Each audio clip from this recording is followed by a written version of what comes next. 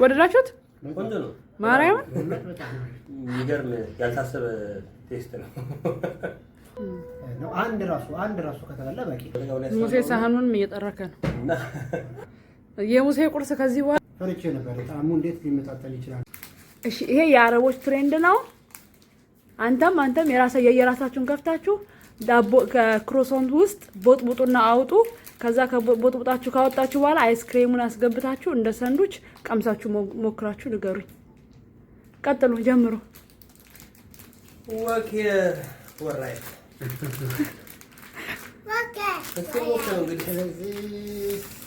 ከዚህ ልጀምር። ከዚህ ፊት ጀምረን ሞክረናል። በስመ አብ ወወልድ በስላሴ ስም የተባረከ አሜን። ሙሴ ምን ኢንግሪዲየንቱን እያነበብክ ነው? እኔ ደረሰኝ። ያንተ ምንድነው? እኔ መጀመሪያ ለውጦብጥ ነው። ኦኬ እስቲ ለውጦውና ሙሴ ውስጡ ወርቅ የተቀበረን ያስመሰልከው እንደ ሀገራችን ባዶ ነው ወንስ ደግሞ እንቦጣ አለው? ከውስጡ አወጣ። ሙሴ አውጥታ ኧረ አላወጣህም። በደንብ ቼክ አድርግ። ብዙም የለውም። እኔ ቦካል ፍለጋ ነው ያለው።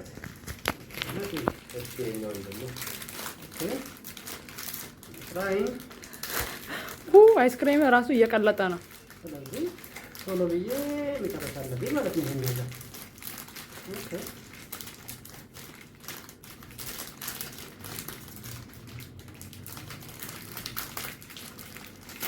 ሞክሬ አላውቅም ከዚህ በፊት እንደዚህ አይነት ምግብ አበላል። ግን ብዙ ጊዜ አረቦች የሚጠቀሙበት እነሱ ብዙ አይነት ምግቦችን ይሞክራሉ። እስኪ ደግሞ አበሻዎች ደግሞ እንሞክራለን። አበሻ ሚጥሚጣና በርበሬ የሌለው ምግብ መስሎ አይታየም። እስቲ ግን የምጣፋጭ ነው። እንጨቱን ግን አውጣው። ካስገባህ በኋላ በደንብ ክፈቷ። አይስክሬሙ እንዲያስገባልህ አድርገህ። አቤት አይዞኝ። ተዝረከረካችሁ እኮ ሙሴ እጅን ተዋት።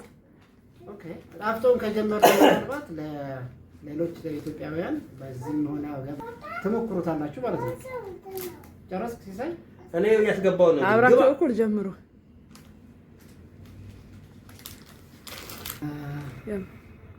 ይጀምር። ተስማ አኖሩን በስዱሳት አምላክ አሜን። እንግዲህ ስንቅመስ ነው።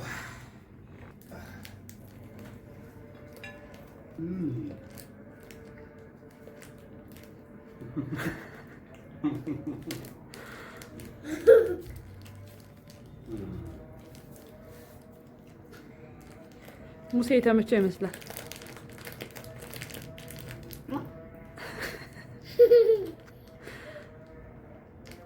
ምንድን ነው ጣፋጭ?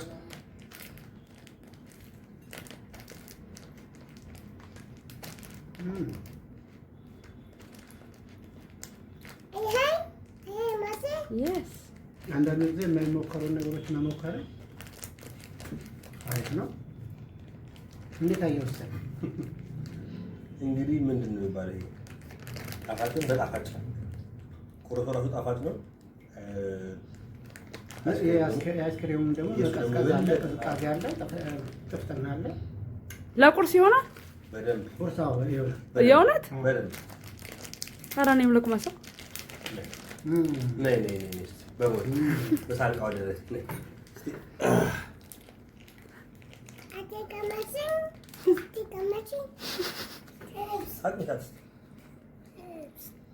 ትልቋን ቅመሱ። አልመስማ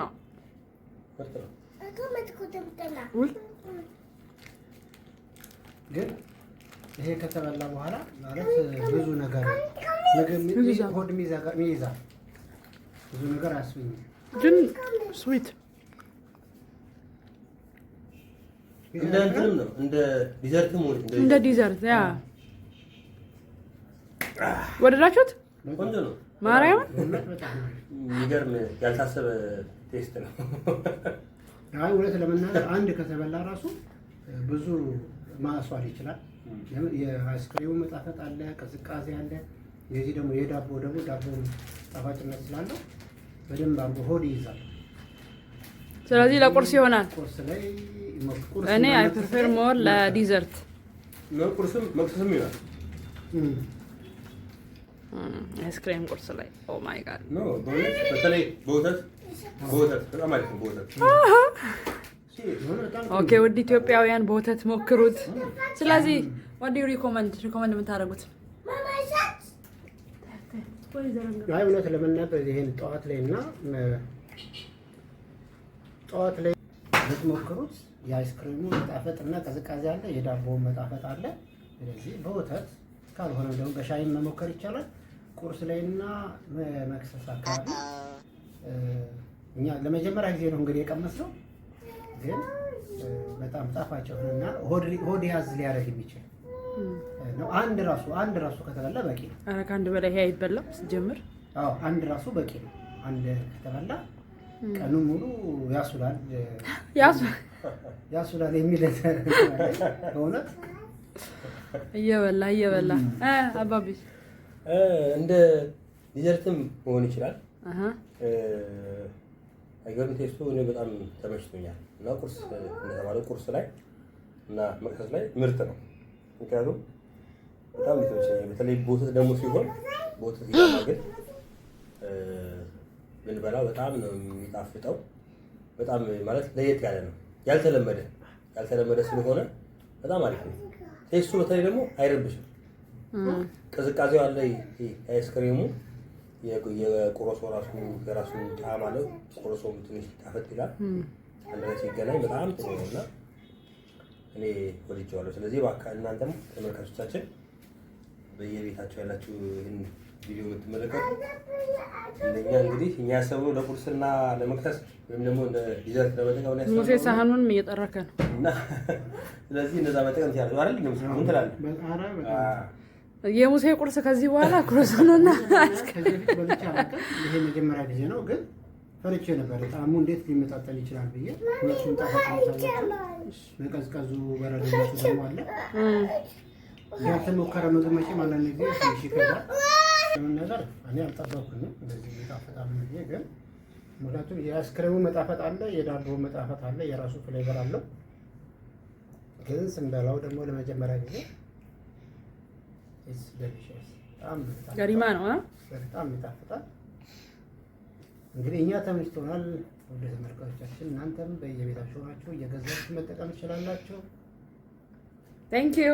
እስቲ ቅመሱትና ኮሜንት ጻፉልን። ከዚያስ ምን ያድርጉ? ጻፉልን ማለት ያለው ነገር ሰብስክራይብ ያድርጉ። የተለመደ ነው። ታንክ ዩ። እንግዲህ ለመክሰስ እና ለቁርስ ሪኮመንድ ተደርጋችኋል። አንድ መፍትሄ ተገኝቷል ማለት ነው። በተለይ ለላጤዎች እየበላችሁ ቻው ቻው ባይ። ምን ትጠብቃላችሁ ታዲያ? አትወጡም እንደ ከሱ ጋር ይጨመርላችሁ? አንድ ዙር ይጨመርላችሁ።